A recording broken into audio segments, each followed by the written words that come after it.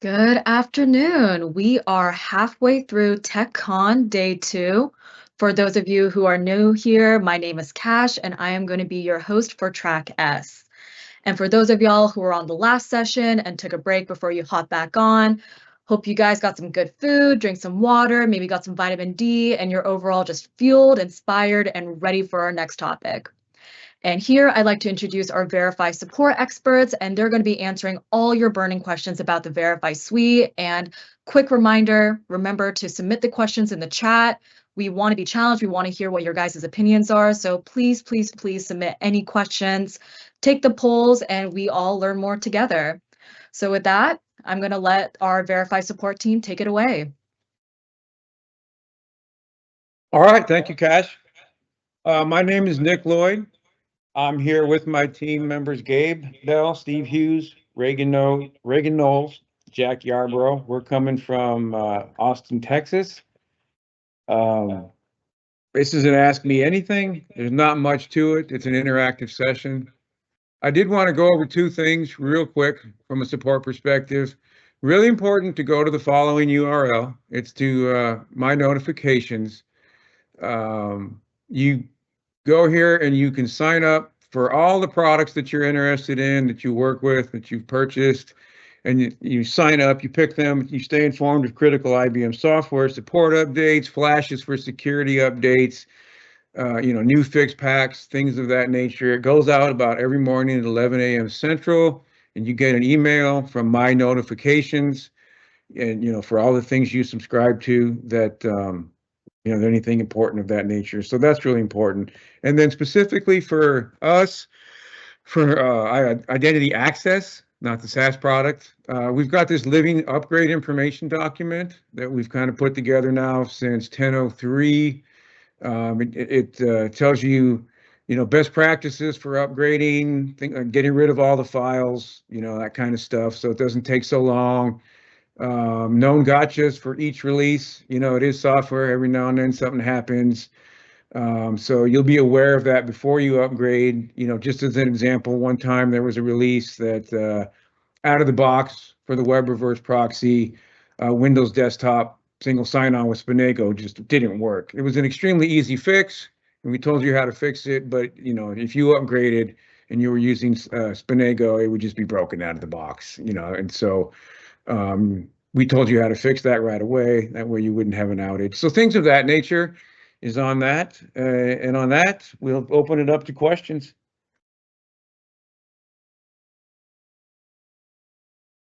Awesome. Well, one question that I have is, how do I migrate from VM to cloud infrastructure? I'll let my colleague Reagan handle that. Yeah, so there's a couple good ways to do that. My favorite is to use cluster services. You basically just create one big cluster from your old environment and add your new environment, and you let the cluster synchronize everything from your old VM to your new cloud environment. The big benefit there is you only have one policy server running at a time, and it's easy to keep everything synchronized with LDAP. And you also can switch the acting policy server. You can switch it over to your new cloud environment, make sure everything's working okay. If you run into a problem, you can quickly switch it back to your old VM environment. And then when you're ready to just go ahead and make the switch permanently, you just continue running with your new cloud environment. And then eventually someday you just deprecate the old VM.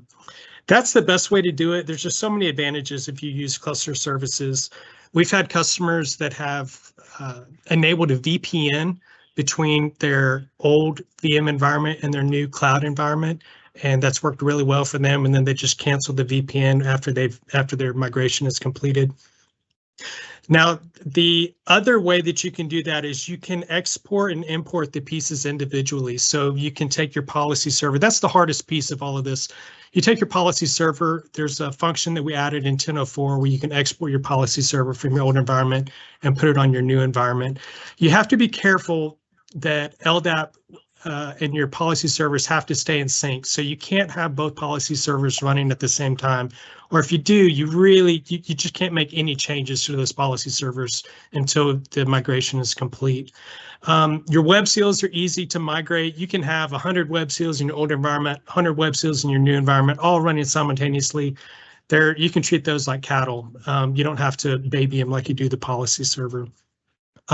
So yeah, that second method, you just manually export and import everything using the utilities that we've provided. The one thing you want to stay away from is snapshots. We've worked with a lot of customers in the past that have tried to use snapshots to migrate in their environments, and that's really not what snapshots are for. Snapshots are for recovering a single appliance that has had problems. So yeah, using those two methods, cluster services or just manually exporting and importing the individual components. That was a great answer. Thank you so much. And we got one other question in the chat from Raymond. Fant, I'm seeing what you wrote. I am so sorry that Minnesota is not sunny there. My apologies. But with Raymond, I got one question asking, are there any performance tunings that are often overlooked? Go for it, Jack. We got volunteers. Yeah, so, all right, sorry about that. Yeah, so a lot of performance tunings that are often overlooked.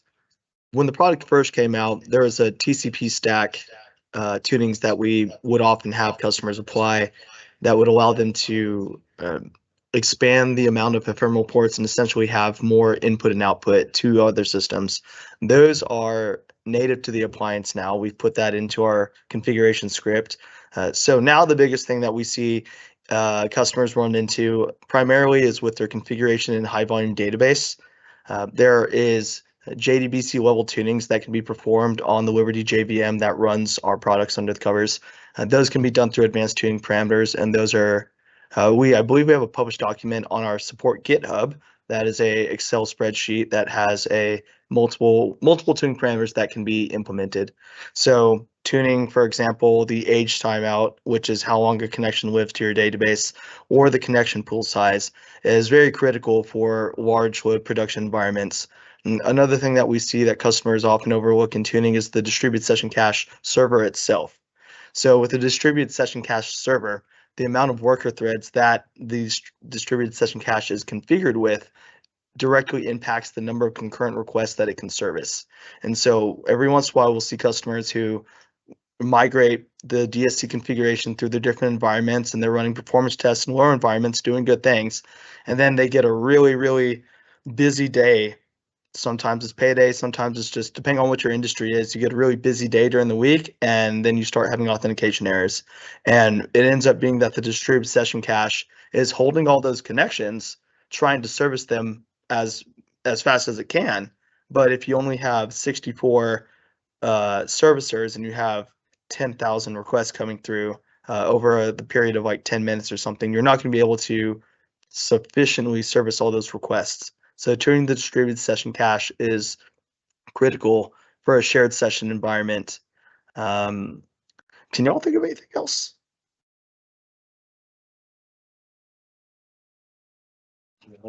Oh yeah. So the connection inactivity for the LDAP server, which is located in the ldap.conf, determines how long the reverse proxy keeps connections open to an LDAP server. And so by default, that connection inactivity is set to 0 because we expect that there will always be a connection open to the LDAP server. But in the real world, you have things like firewalls or networking equipment or just timeouts on the LDAP server itself that will shut down the connection after a period of time. And so setting the connection inactivity to about 70% of your lowest value ensures that the reverse proxy is the server, that the client itself is the one who shuts down the connection, preventing any client-related errors. For example, you're trying to authenticate a user, the reverse proxy takes that information, attempts to take it to the LDAP, and now that socket is closed. The reverse proxy didn't know about it, and then that end user gets an authentication error, even though they did everything right, and it is in between the two servers where there is a problem. So connection inactivity, and then that actually makes me think of also the persistent connection timeout between browsers and the reverse proxy instance itself. So a lot of times what we see is that intermediary devices on the client side, such as wide IPs, F5 load balancers, things of that nature, they have a higher persistent connection timeout, normally around 300 seconds. And our default persistent connection timeout, I think, is 5 seconds. So as the reverse proxy takes more load, we also have an auto tuning mechanism in the reverse proxy that will lower the timeouts in order to create faster thread usage so that we can service requests faster.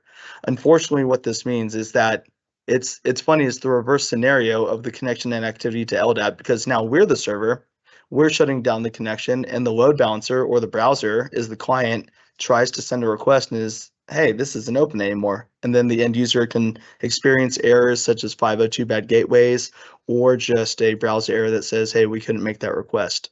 And so the recommendation there is to increase the persistent con timeout to 5-10 seconds over what the client's persistent connection timeout is, and then also set a parameter called disable timeout reduction to a value of true. And what that does is turns off the proxy's auto tuning mechanism so that you can guarantee that the persistent connection timeout of the server will always be longer than that of the client, allowing the client to shut down those connections. Thank you Content so caching and much. junction persistence. Yep, that's another thing. From Steve, that's a really good point. From a junction perspective, it's possible to turn on persistent connections for junctions as well.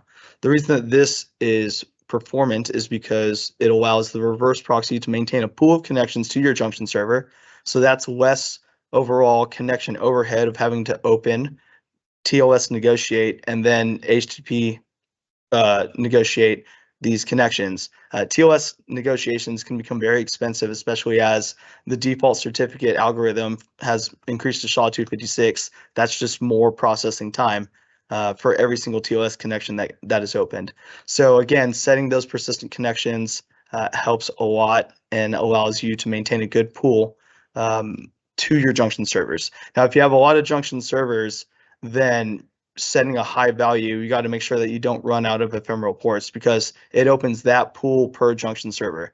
So you have a junction, it's got 3 backend servers configured in it. If you set a persistent, max cache persistent connections, which is the pool size, to 50, then each of those servers gets 50 connections. Now, if you have thousands of junctions, that's going to end up being held connections that other processes cannot use. The appliance itself can only create to each distinct IP address about 20,000, no, it's more than that, it's 40,000 connections. And so you could see, if you had a bunch of connections going out to the same server, how you can exhaust your pool, your ability to make an outbound connection, which then would cause upstream problems. And Steve also mentioned the content caching. Content caching is a really good way to allow your reverse proxy to take some of the load off of your backend servers. If you have images or JavaScript or style sheets that don't get updated often, maybe once a release or something, you can go into the reverse proxy's content cache stanza and configure different MIME types and how much you want, and the size that you will cache of those MIME types. If, for example, you make a request and it's for like a GIF or maybe a style sheet, and the style sheet's larger than the content size that you have configured, then the proxy will go get that every single time. But if it's lower and the proxy has it cached and the browser says that it will accept cached information, then that eliminates a request to your junction server, allowing the proxy to actually focus on usable work. Maybe it's a payload, maybe it's some sort of server program, but you are able to prevent easy things like JavaScript files or content style sheets, anything that can be cached that doesn't change a lot, from taking up those valuable junction connections. That was a very thorough answer. Thank you so much, Jack. And for the previous question that I had asked about how do you migrate from VM to cloud infrastructure, we just need a quick clarification on that. When you were talking about snapshots, was it VMware snapshots or appliance snapshots? This is Nick. We're talking about appliance snapshots. We All don't right. really support VM Mhm. where there's all kinds of tools, KVM. There's a ESX server has what they call live motion. We have found that that usually is not a good fit for our product, especially when you're using the internal databases, because at any instance it takes that VM level snapshot, it's corrupted your database. Then Mhm. when you bring that up, it doesn't work. So when we talk about snapshots, we're talking about appliance level snapshots. And the thing to Mhm. remember about appliance snapshots is they're really meant to rebuild an exact duplicate. So we're talking the same IP interfaces, the same IP addresses, activations, everything. Trying to use what's that? Cluster configuration. Cluster configuration. One common problem with that is if you, let's say you lose a node in a cluster and you have an appliance snapshot and you need to rebuild that VM. You need to rebuild it and put it back into the cluster, basically, just stock out of the box. Then you can put that snapshot on and it will then be where it was in the cluster. You can't take a snapshot from a clustered node and then just put it on and expect it to shotgun itself back into the cluster. It doesn't do that. It doesn't work that way. And most of the time when you do that, you'll put the snapshot on and then it will come up unconfigured for various reasons. But so in general, yeah, appliance snapshots. Yeah, no files. Awesome. Thanks for clarifying, Nicholas. And one other question that we have is from Satya, and that is, what are the pros/cons of using ULHVD versus attribute util in InfoMap?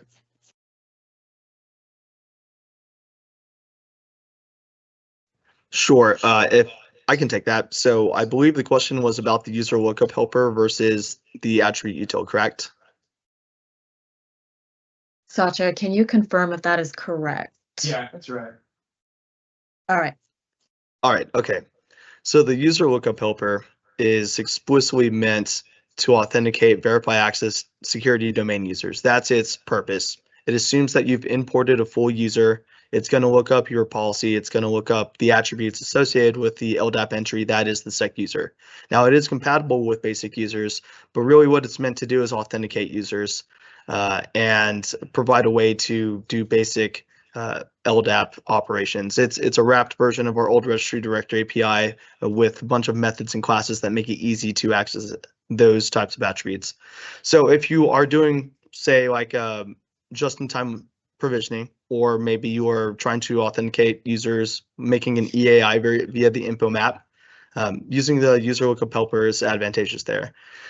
The attribute util class is more appropriate when you're making LDAP searches that may not directly be related to the verify access domain, or if you want to make LDAP searches to multiple LDAP servers. The reason why is because you have a lot more fine-grained control of your scope, your search, the attributes returned.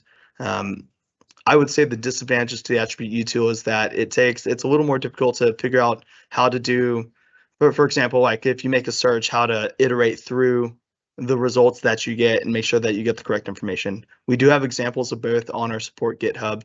So it really just depends on your use case. I see a lot of customers, like if you're trying to do things such as last login or password last use, anything like that, the user lookup helper is the way to go. And as far as the attribute util, if you wanted to authenticate a user, then you have to basically manually create routines that authenticate different users and then shut down the connection. So if you just need to do quick LDAP searches, like maybe you're looking up a phone number, or maybe you're looking up something else, addresses, employee addresses, attribute util is a lot better for that because it's just a search, comes back. The user lookup helper will look through the verify access domain for policy, for users, for all your basic users, because it's supposed to be expecting a full ISAM user. So that, in my opinion, would be the two differentiations for use cases for those two classes. Thanks, Jack. I want to add one thing there. So in the context of going forward, best practice type stuff, if you can use the attribute util, then use it. If you absolutely can't, and there's just something in that class that is not there for you, and you need to use your lookup helper, but then you have to use use the ULH. But if you can use the attribute util, use it. That's the best practice going forward. There's been some improvements to it, some little better performance stuff. So if you can use it, use it. And also in it with parameters when using it, because you can use pooling in that situation. So you're not doing multiple binds and unbinds when you're doing these LDAP searches also. A lot of people overlook that. They assume that the server connection is going to control the pooling, but you need to in it with parameters. Awesome. Thank you so much, guys. That was some good stuff. And for the audience, if there's any clarifications or follow-up questions you have based on the answers that they gave, please, please, please type it in the chat. We want to learn more. One question that I have on my end is it worth my time to use Redis over DSC? I'll take that. This is Nick. Yes, the main reason being is that, again, using the term, Redis is the strategic direction going forward. So DSC is still there. DSC is still supported. It's not going anywhere. But, especially in either VM or container deployments, you've got the primary, secondary, the 1, 2, 3, 4. It's got to daisy chain everything back and forth. It's got to fail over.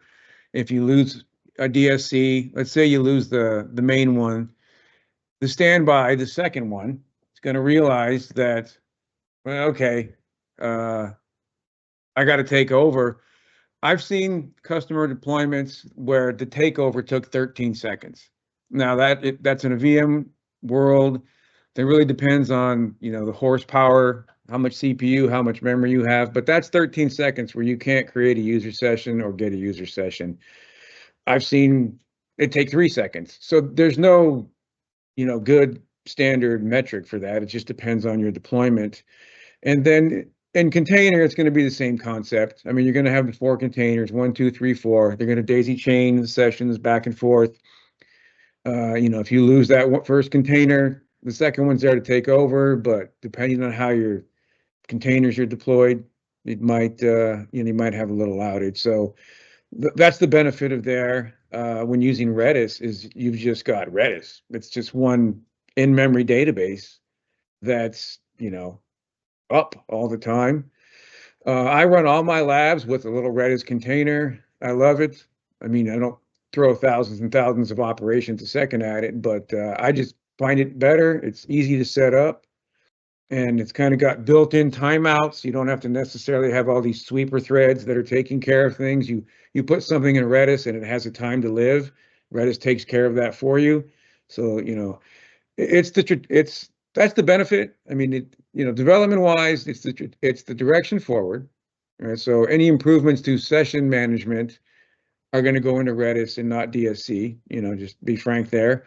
And I just find it's better. It's better performance, and you don't have to worry about a lot of stuff. So. And we also use that internally in our IBM infrastructure. Yeah. And we use our own stuff, manage our own stuff with our stuff, and our SaaS offering uses Redis. Not a big secret. Yeah, so that's what we use internally for our deployments is Redis. It's just, you got to get used to it, get used to the config. It's not really that hard. And, you've got to set up Redis. You've got some options. You can set up Redis as a standalone server, can use containers like I do. You can actually go to Redis and run a Redis in the cloud, pay them. So there's several options for that. But overall, I think it's better to use Redis. And we have customers using it successfully. And like I say, we use it internally. And, DSC will be there. But if you can use it, use Redis. Awesome. Thank you so much. That was a great answer. And one other question I have is, can I install another OS on a HW system now that they are EOL?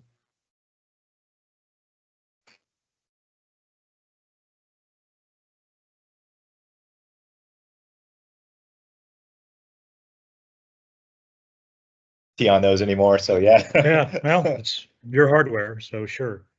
I guess the only answer we could say, right? Yeah, you can. I mean, sure, you can. We haven't tested everything though, but yeah. I don't think any of us in our labs have done it, but for sure you could if you wanted. Lovely. Straight to the point. Love that. But otherwise then, if there are any other questions, do not hesitate to send them in the chat. If there's something that you would like to discuss later on, we do have our office hours from 2:30 to 3 EDT today. So please come in, continue the discussion. I feel like these sessions just fly by like that, but few reminders before we wrap up. Please make sure to take the survey to provide any feedback. We want to get more input from you, and join our IBM Tech Exchange community to stay in touch. And lastly, make sure that you select your next section and go to the next live session on your schedule. But otherwise then, thank you so much to the Verify support team. These were really valuable insights and answers that you gave. And if that is all, then we're going to wrap it up. And I hope to see y'all in office hours so we can continue this discussion. But thank you so much, guys.